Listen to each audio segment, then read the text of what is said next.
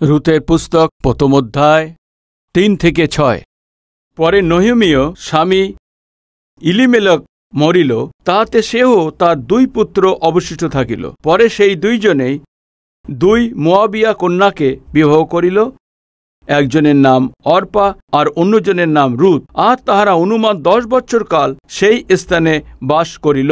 পরে মহলল ও কিলিয়ল এই 2 জন মরিয়া গেল, তাহাতে নহিমীয় পতিহীনা ও উভয় পুত্র বিহীনা হইয়া অবশিষ্ট রইল। তখন সে 2টি পুত্রবধূকে সঙ্গে লইয়া মোয়াব দেশ হইতে ফিরিয়া যাইবার জন্য উঠিল, কারণ সে মোয়াব দেশে শুনিতে পাইয়াছিল যে সদাপ্রভু আপন প্রজাদের তত্ত্বাবধান করিয়া তাহাদেরকে খাদ্যদ্রব্য দিয়েছেন। আমরা রুতের পুস্তক শুরুতেই একটা পরিবারকে দেখতে পাই। ওই পরিবারের নেতৃত্ববার প্রধান ইলিমেলক ছিলেন। ওর স্ত্রীর নাম নয়মি, আর 2 জনের 2টি পুত্র ছিল, মহলন আর কিলিয়ন। এই সম্পূর্ণ পরিবার ঈশ্বর থেকে কেন দূরে সরে গেছে বলতে, পরিবারের প্রধান ঈশ্বর থেকে দূরে সরে গেছে। ঘরের প্রধান সে ভুল নির্ণয় নিয়েছেন। ওই জায়গাতে দুর্ভিক্ষ আসলে, ওই জায়গাতে সমস্যা আসলে সাহসের সঙ্গে সমস্যার সম্মুখে না হয়ে সমস্যার কারণ কি আছে জানার পরিবর্তে ওই সমস্যাকে ঈশ্বরের সাহায্যকে পাওয়ার পরিবর্তে সমস্যা চলে এসছে ভেবে নিয়ে স্থান পরিবর্তন করতে লাগলেন। সমস্যা এসে গেছে ভেবে নিয়ে যেখানে ও আছে ওখান থেকে পালানোর চেষ্টা করেছে। ভাই, এক ব্যক্তি ভুল নির্ণয় নেওয়ার জন্য তার পরিবার কিভাবে ছিন্নভিন্ন হয়ে গেছে এই পুস্তকে দেখতে পাই। পরিবারের স্বামী যে প্রধানভাবে যে নির্ণয় নিয়ে থাকে, আপনার স্বামী যে নির্ণয় নিয়ে থাকে, আপনিও সহমত হয়ে আপনার সহমতকে দিয়ে থাকেন আর আপনার চিন্তাভাবনাকে প্রকাশ করেন। তো ওই ইচ্ছা যদি ঈশ্বরের ইচ্ছা না হয় তাহলে সেটা কত বড় বিপদকে নিয়ে আসে। এই পরিবার থেকে আমরা শিখতে পারি। ভাই, আপনি যে স্থানে আছেন ওখানে যদি সমস্যা চলে আসে তো পালাবেন না। কারণ কি আছে, যেখানে আপনি আছেন সেখানে সমস্যা আসতে পারে। চাকরি করার জায়গায় তো সমস্যা আসতে পারে, যেখানে আপনি ব্যবসা করছেন সেখানে সমস্যা আসতে পারে, পড়াশুনো করার জায়গা তো সমস্যা আসতে পারে, সেবা করার জায়গা তো সমস্যা আসতে পারে। সমস্যা আসাতে একজন জ্ঞানী ব্যক্তি, একজন বুদ্ধিমান ব্যক্তি, আজ যার বিশ্বাস আছে সে কি করে জানেন কি, সে সমস্যার সম্মুখোমুখি হয়ে থাকেন আর তার আগে সমস্যার কারণ কি আছে সেটা জানার চেষ্টা করে। এক সমস্যার যদি জানার জন্য আপনি চেষ্টা করেন তাহলে তার প্রধান কারণ কম হতে পারে, বা সামনে যে আছে তার পাপ থাকতে পারে। আর যদি আপনার মধ্যে দুর্বল থাকে তাহলে আপনি সমস্যাকে আর এগিয়ে আনবেন না, হয়তো সামনে যে আছে তার পাপের জন্যই বা মূর্খতার কারণে আপনার জীবনে সমস্যা আসতে পারে। যদি আপনার দুর্বলতার জন্য সমস্যাকে ডেকে এনেছেন তাহলে এই সমস্যাকে ঈশ্বরের কাছে বলে ছেড়ে দিয়ে স্বীকার করে ঈশ্বরের কাছ থেকে সাহায্য পাবেন, তাহলে আপনি যে সমস্যার মধ্যে আছেন তা থেকে আপনি জয় পাবেন। আপনার অংশ না থাকা সত্ত্বেও সামনে মানুষ যে পাপের কারণে আপনার সমস্যার সম্মুখীন হতে হয়তো এই সমস্যাকে আপনি পেয়েছেন, তো আবার ঈশ্বরের সাহায্য পেয়ে সেই সমস্যার সম্মুখীন হতে হবে। ভাই, বাইবেল বলে শয়তানের সম্মুখী হন তবেই তোমার সম্মুখে হতে সে পালাবে। আর আজকে যদি সমস্যার কারণ যদি আপনি থাকেন তাহলে আপনি ঠিক করে নিন, ঈশ্বরের সাহায্য নিন। আজকে আপনার জীবনে যে সমস্যা আছে তার কারণ, আর যদি আপনি নন পাশে পাশে লোকদের জেনে হয় তাহলে ঈশ্বরের সাহায্য নিয়ে তার সম্মুখী হন। এইভাবে সম্মুখী না হয়ে ওই সমস্যা থেকে না হয় সমস্যা উৎপন্ন করে সেই লোকদের থেকে মাঝখান থেকে পালানোর চেষ্টা করেন। তো এই পৃথিবীতে এমন কোনো দেশ আছে কি যে সমস্যাবিহীন আছে? এই পৃথিবীতে এমন কোনো শহর আছে কি যেখানে সমস্যা নেই? এই পৃথিবীতে এমন কোনো জায়গা আছে কি এখানে সমস্যা আসবে না? এইভাবে গ্যারান্টি দেবার স্থান কোথাও নেই। দয়া করে ধ্যান দিন। আজ মানুষ যে পৃথিবীর সমস্যার সম্মুখীন হচ্ছে এর কারণ দেশ নয়, শহর নয়, নগর নয়, গ্রাম নয়। এই পৃথিবীতে, এই জগতে যে সমস্যা প্রধান কারণ মানুষ আছে। মানুষ যেখানে থাকে সেখানে সমস্যা থাকে। বহু লোকরা ভেবে থাকেন স্থান পরিবর্তন করলে সমস্যা চলে যাবে। স্থানের জন্য সাধারণভাবে মানুষের সমস্যা আসে না। মানুষের বুদ্ধি নেই, এই জন্যই যেখানে আছে সেখানেই সমস্যা সৃষ্টি করেন।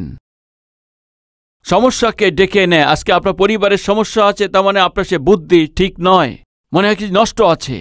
আপনার বুদ্ধি ঠিক নয়, এই জন্য আপনার আত্মিকতা ঠিক নেই, এই জন্য সমস্যা। হয়তো আপনার ঘরেতে ডেকে আনছেন, হয়তো আপনার স্বভাব ঠিক নেই, এই জন্য আপনার কথা বলার ঠিক ধরন ঠিক নেই, এই জন্য ব্যবহার ঠিক না থাকার কারণেই, আর আপনার কাজেতে আপনার যে অধিকারের উপরে আজ্ঞা না মেনে চলার জন্য, পরিশ্রম করা ব্যক্তি না থাকার জন্য, হয়তো লোকের যারা আপনি ঘৃণিত করছেন, কাল পরশু আপনার চাকরি হারানোর পরিস্থিতিতে হয়তো আপনি পৌঁছে গেছেন। নিজের মধ্যে রেখে দিয়ে অন্যদেরকে নিন্দা করে আপনার কি লাভ আছে? আমি জিজ্ঞেস করছি আজকে যে সমস্যার সম্মুখীন হচ্ছে যে তার কারণ আপনি আছেন কি? তবে ঠিক করে নিন, যদি ওই সমস্যার কারণ আপনি নয়, আপনি পরিশ্রমী আছেন কিন্তু আপনার আশপাশের লোক আপনার জীবনকে সমস্যায় পরিপূর্ণ করার চেষ্টা করছে, তাহলে ঈশ্বরের সাহায্যতে সম্মুখী হন। এইটাই, সমস্যা থেকে আপনি পালানোর চেষ্টা করবেন না, কেননা জগতে সমস্যাবিহীন স্থান কোথাও নেই। এলিমেলক এবং তার পরিবার দুর্ভিক্ষের মধ্যে চলছিলেন। কেবল তার শুধু একটা পরিবারই নয়, কেবল ওই একা পরিবার সমস্যা থেকে দুর্ভিক্ষের মধ্যে যাচ্ছিলেন না, ওই জায়গাতে সবাই দুর্ভিক্ষের মধ্যে চলছে। ওই জায়গায় সবাই যখন দুর্ভিক্ষের মধ্যে চলছিল, এলিমেলক সবার সমান ধৈর্য রাখতে পারেননি। তাড়াতাড়ি করে ওই জায়গায় ও ছেড়ে দিয়েছে, ওই স্থান ও ছেড়ে দিয়েছে। ও ভেবেছে স্থান ছেড়ে দিলে আমার সমস্যা দূর হয়ে যাবে।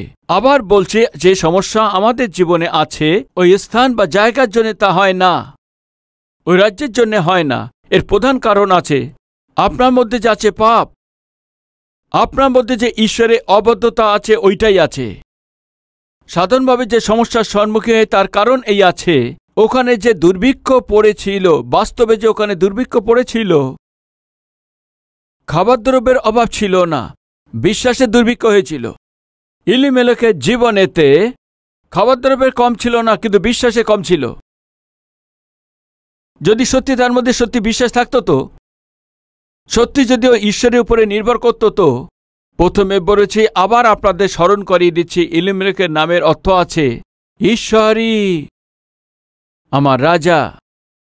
নামেতে ঈশ্বর আছে, নামেতে আধ্যাত্মিকতা আছে, নামেতে ঈশ্বর আমার রাজা আছে, কিন্তু কাজেতে কোনো দিন নেই, ঈশ্বরের উপরে ধ্যান দেননি, কোনো দিন নেই। ও যে রাজা আছে সে ঈশ্বরের উপরে বিশ্বাস করেননি। আর যদি সত্যি বিশ্বাসী হতো, তো যে সমস্যার সম্মুখীন হয়েছিল, ঈশ্বরকে বলতেন, পিতা এই সমস্যার জন্য আমাদের পরিবার দুঃখ পাচ্ছে, এই সমস্যার যদি আমার অবাধ্যতা থাকে আমাকে ক্ষমা করুন। এই সমস্যার কারণ হয়তো আমার মন আপনার সম্মুখে ঠিক নয়, এই জন্যই সমস্যাকে আমি ডেকে নিয়ে এসেছি, মাফ করুন পিতা। এক পিতা রূপে, স্বামী রূপে, ঘরের প্রধান রূপে আমার মন এবং ঠিকভাবে আমার জীবন ঠিক হয়নি, এই জন্য তার প্রতিফল আমার পরিবার তা অনুভব করছে, এখন অনুভব করেছেন।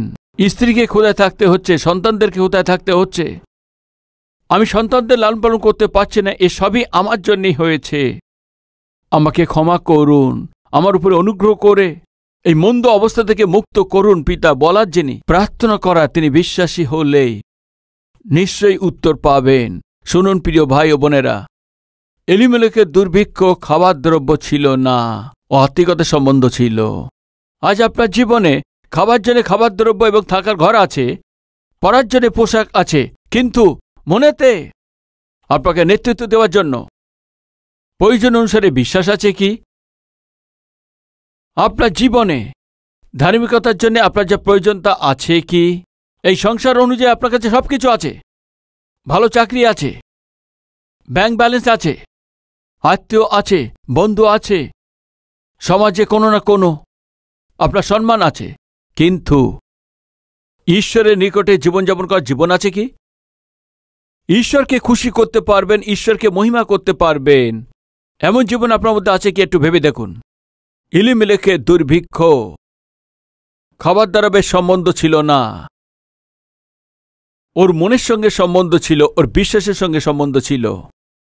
ওর হৃদয়ের মধ্যে বিশ্বাস থাকলে তাহলে সমস্যা থেকে পালাতেন না, ওই সমস্যাকে নিয়ে ঈশ্বরের চরণেতে যেতেন। এলিমেলেক, নহিমি, মহলন, কিলন 4 জন আছে। এই 4 জনের মধ্যে এলিমেলেক এইদের সবাইকে নিয়ে মোয়াব দেশে নিয়ে গেছে, এটা আমরা তা পড়েছি। এই বিষয়কে ধ্যান দিয়ে শুনুন। এলিমেলেকের কথা শুনে নাহমি আর তার 2 জন পুত্র 4 জন একসঙ্গে গিয়েছে না? শেষে কে বেঁচে গেছে বলতে নাহমি একা বেঁচে গেছে। 4 জন গিয়েছে বাঁচার জন্য, কিন্তু কতজন মারা গেছে? 3 জন মারা গেছে। কে বেঁচে আছে? কেবল নাহমি। মন দিয়ে শুনুন। নাহমি তার 2টো পুত্রকে হারিয়েছেন এবং তার স্বামীকে হারিয়েছেন। বাস্তবে এলিমেলেকের সেই নির্ণয়েতে নাহমির কোনো সোজা হাত সেখানে ছিল না। আমরা মোয়াব দেশে যাব, এইভাবে যখন এলিমেলেক নির্ণয় নিয়েছেন, কমপক্ষে নাহমি তার নিজের আত্মিকতার সাথে একটু শুনুন, দাঁড়ান। আমাদের ব্যবস্থাতে ঈশ্বর স্পষ্ট বলেছেন, যদি আমরা ঈশ্বরের বিরুদ্ধে জীবনযাপন করি তাহলে ঈশ্বর দুর্ভিক্ষ পাঠাবেন। আমরা দেখছি আমাদের চারপাশে পরিস্থিতি ঠিক নেই। প্রত্যেকে নিজের ইচ্ছামতো জীবনযাপন করছে। কেউই ধার্মিকতার মধ্যে নেই, সিদ্ধতার মধ্যে নেই, কেউই নেই। ঈশ্বরের ভয় ভক্তি তাও নেই। এইভাবে আমাদের চারপাশের লোক এবং আমরাও ঈশ্বরের ভয় ভক্তি ছাড়া জীবনযাপন করছি। এই জন্য এই কষ্ট বেশি হয়েছে। আমার কথা শোনো, আমরা সবাই মিলে হাঁটুতে এসে প্রার্থনা করব।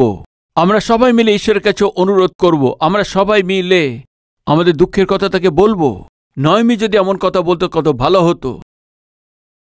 স্বামী যখন বলেছে আমরা এখান থেকে মোয়াব দেশে চলে যাব, যখনই বলেছে সমস্ত 30 মিনিটের মধ্যে সমস্ত জিনিস তৈরি করে নিয়েছেন।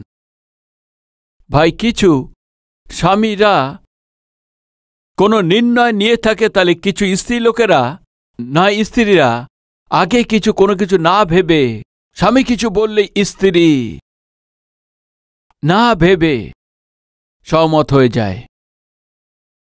একথা ঠিক আছে না ভুল আছে?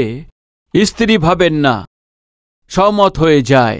না কিছু ভাবে, না কিছু বাক্যের প্রকাশে নিয়েছে সেই নির্ণয়কে পরীক্ষা করে। এর কারণে কি হয় জানেন কি? এখন মন দিয়ে শুনুন। নির্ণয় তো এলিমেলেক নিয়েছেন, কিন্তু নির্ণয় নেওয়ার জন্যই দুঃখ কে পেয়েছে জানেন কি? নাহমি। কিভাবে দুঃখ পেয়েছে জানেন কি?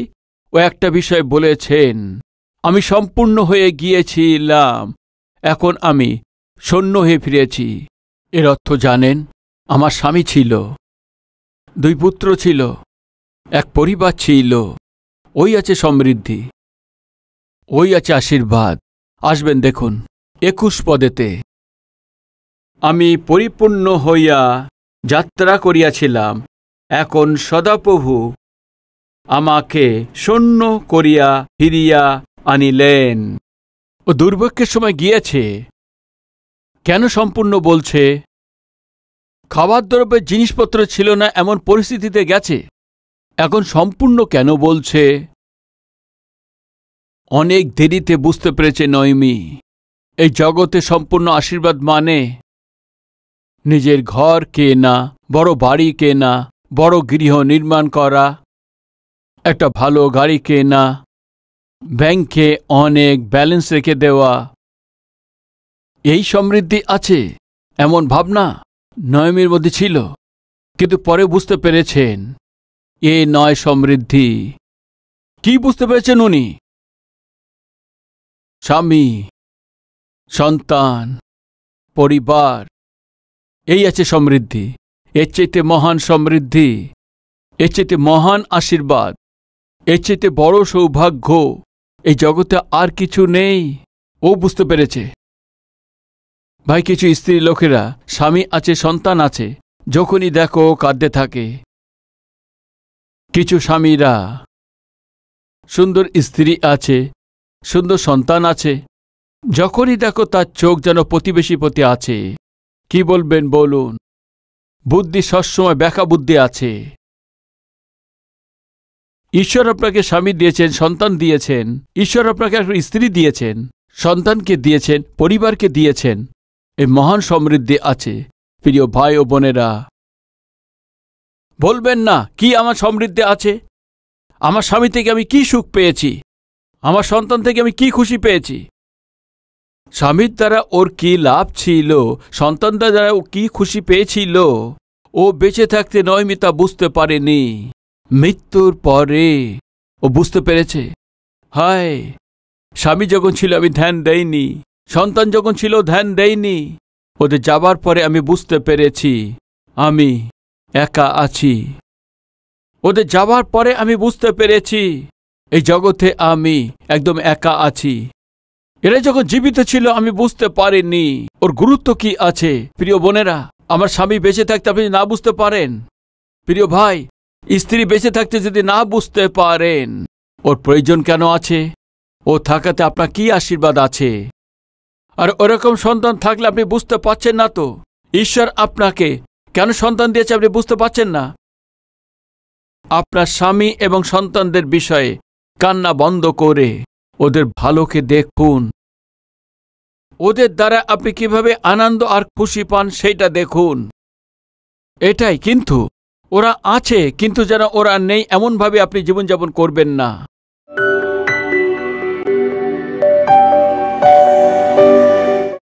পবিত্র পিতা যে আপনার উপরে বিশ্বাস করে, কত অদ্ভুত কার্য আপনি করতে পারেন। যে আপনার উপরে বিশ্বাস করে, কিভাবে পিতা ওদেরকে দর্শন দিয়ে ওদের দুর্ভিক্ষ থেকে মুক্ত করতে পারেন। বাইবেলে আমরা দেখেছি, আমরা বাইবেলেতে পড়েছি, ওইভাবে আজকে পিতা ইলিমেলেকের সমানে আপনার থেকে দূরে না সরে, দুঃখেতে, পরীক্ষার সময়ে, সংকটেতে, অনেক সমস্যাতে আপনার চরণকে ধরে নিয়ে আপনার উত্তরের জন্য অপেক্ষা যারা করছে সে সন্তানদের দর্শন দিন।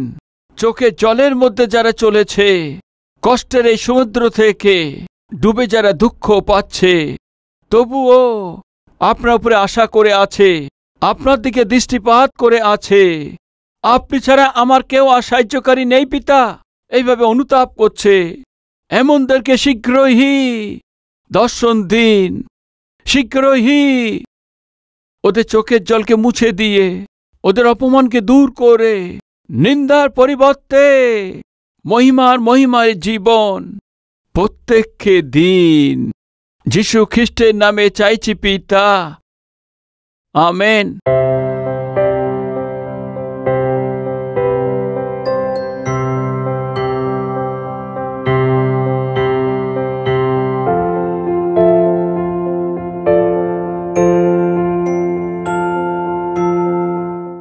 আমাদের ঠিকানা Calvary, post box number 30, Kukatpally, Hyderabad 72,